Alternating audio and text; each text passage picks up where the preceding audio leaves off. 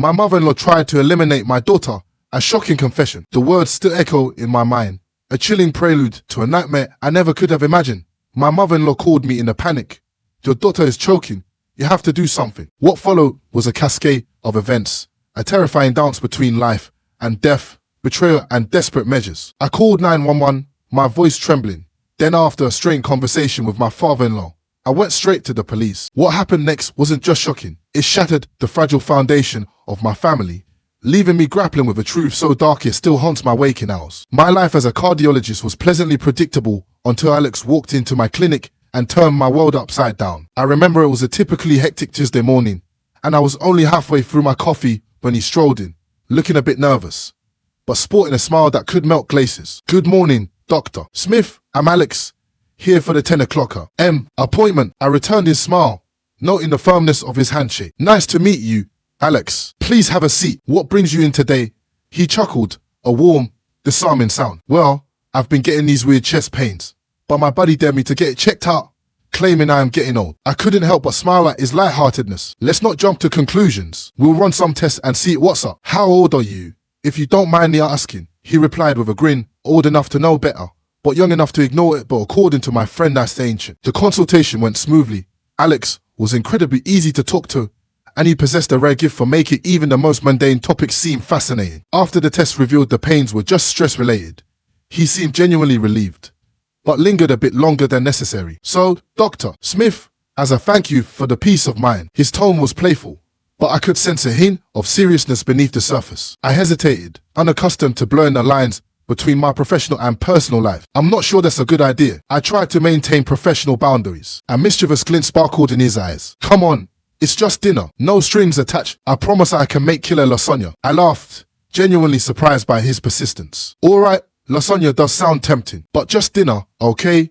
Deal, he exclaimed, his enthusiasm infectious. In the months that followed, Alex was relentless in his pursuit. He'd appear at my clinic with coffee prepared exactly to my liking, or surprise me with tickets to a concert featuring a band I had casually mentioned in passing. His charm was undeniable, and I found myself falling for him despite my initial reservations. Then came the hike, during which, out of breath and with a ring that was slightly too big, he said, Erica, I'm probably going to regret this tomorrow when my muscles are screaming. But I can't wait any longer. Will you marry me? Panting and kneeling on one knee, I was overcome with a mix of joy and sheer disbelief. Tears welled in my eyes. Yes, Alex, I'll marry you, but only if you promise to carry me back down this trail. That was the beginning of our whirlwind adventure, a fairy tale romance that unfolded with astonishing speed. Little did I know, the real test was just around the corner, lurking in the shadows, waiting to shatter our happiness. Meeting his mother, Elizabeth, for the first time, was the moment I realized our journey wouldn't be as smooth as I had naively hoped. She was the epitome of a strict, domineering matriarch, her love for her son bordering on an unsettling obsession. Our first encounter was over dinner at their family home, and I could feel her sizing me up as if I were an adversary rather than a potential family member. The tension in the air was so thick you could cut it with a knife. So, Erica, Elizabeth began, her voice laced with a subtle condescension.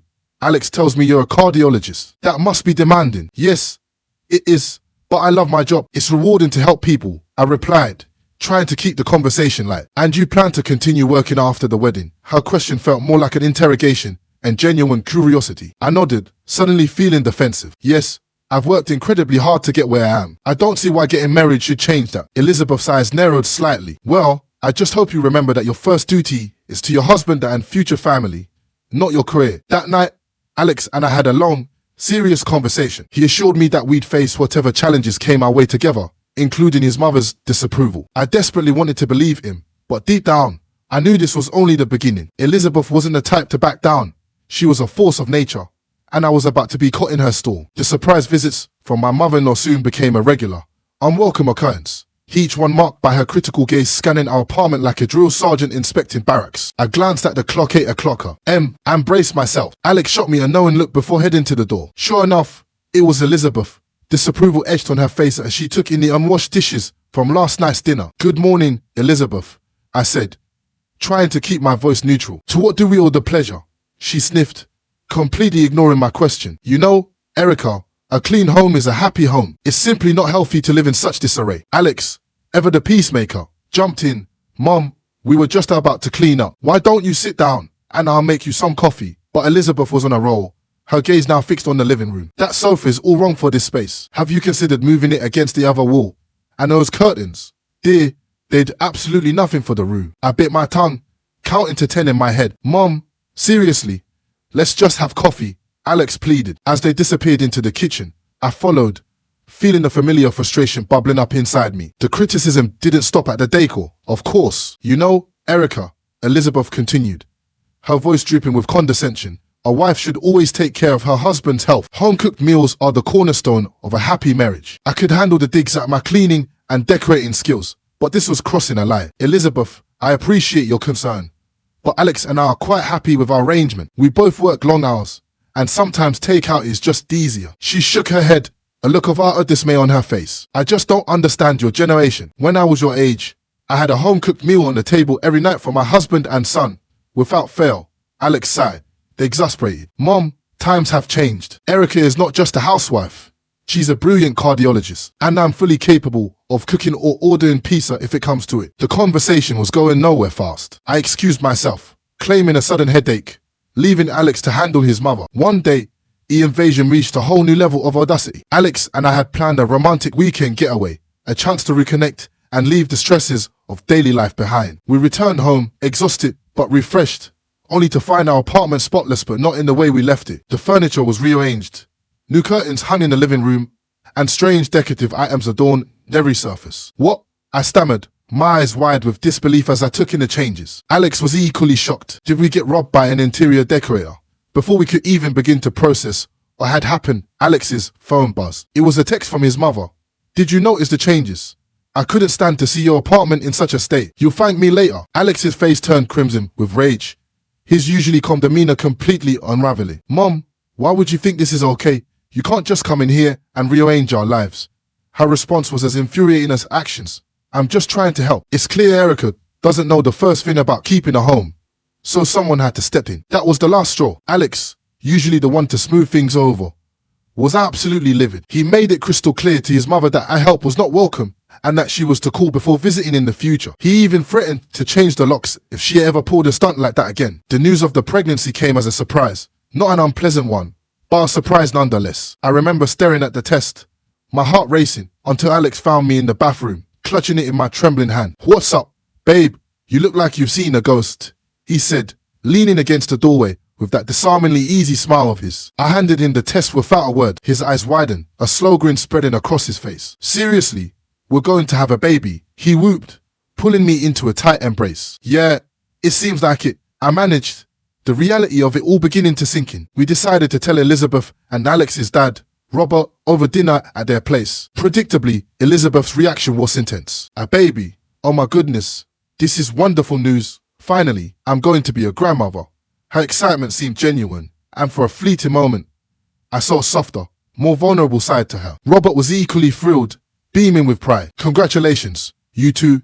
This is fantastic news. Elizabeth turned to me, her face suddenly serious. Erica, you'll have to be very careful now. Pregnancy isn't easy, and with your job well, I just hope you're planning to take it easy. I bristled at the comment, sensing the familiar disapproval creeping back in. The pregnancy wasn't easy. My peanut allergy, always a nuisance, seemed to be amplified by the hormonal changes, making me even more vigilant about reading labels and avoiding cross-contamination. Elizabeth, ever the helpful mother-in-law, had plenty to say about that too. During one particularly difficult week, when I was experiencing severe morning sickness, she dropped by unannounced. Erica, you look absolutely exhausted. Are you sure you should still be working? A woman in your condition needs to rest. I sighed, not in the mood for another lecture. Elizabeth, I'm fine. My doctor says it's okay to work, and I actually need to stay active. It helps with the nausea. She scoffed, shaking her head. It's just not safe. What if something happens?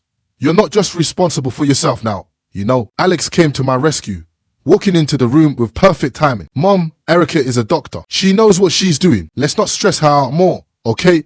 Elizabeth huffed, but dropped the subject. Her concern was touching in a way, but it was also suffocating. I was a cardiologist. For crying out loud, I knew how to take care of myself and my baby. When we found out we were having a girl, Elizabeth's excitement reached new heights. A granddaughter. Oh, Alex, we must start planning a baby shower immediately, and the nursery. Erica, have you thought about the nursery theme yet? I have so many ideas. After Emily was born, I found myself missing my work, my colleagues, and a part of me that thrived on helping others. So I decided it was time to go back, at least part-time, which meant we needed a nanny. The plan seemed simple enough until Elizabeth caught wind of it. She showed up unannounced, her face stormy the moment I opened the door. "A nanny, Erica, you're going to let a stranger raise our Emily." I braced myself for the inevitable confrontation. "Elizabeth, it's not like that. I'm going back to work part-time, and we need someone to watch Emily while I am gone." She crossed her arms, her expression incredulous. "And what? I'm not good enough to watch my own granddaughter." It wasn't that she wasn't good enough. It was just that, well, Elizabeth and I had our differences, and the thought of dealing with her constant criticisms on a daily basis made my stomach churn. "Look, if you want to help, that would be great, but we're going to do this my way. I can't have you undermining me at every turn," I said, trying to keep my voice even. To my surprise, she actually seemed amenable to the idea. "All right, Erica, I understand. I'll watch Emily while you work, but I expect to be paid like any other nanny." That should have been my first red flag. Paying Elizabeth felt weird, but if it kept the peace, I was willing to try it. However, peace was the last thing it brought. Every day, I came home to a litany of complaints. "You're out of laundry detergent again," or "I had to throw out that stale bread. Don't you ever clean out your pantry?" It was relentless. Alex tried to mediate, but it was no use. The constant criticism was slowly driving me insane. One day, I had finally had enough. I walked in to find Elizabeth berating me for the tasteless dinner I had prepared for Alex the night before. "You can't feed a child, let alone a grown man, with this slop."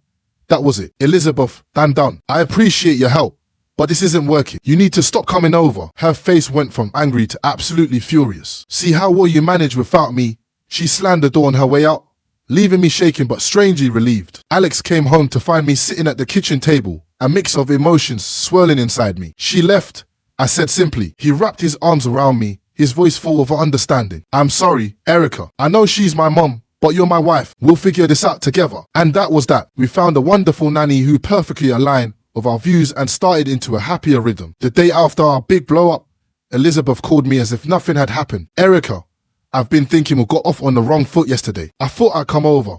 Maybe we can start fresh."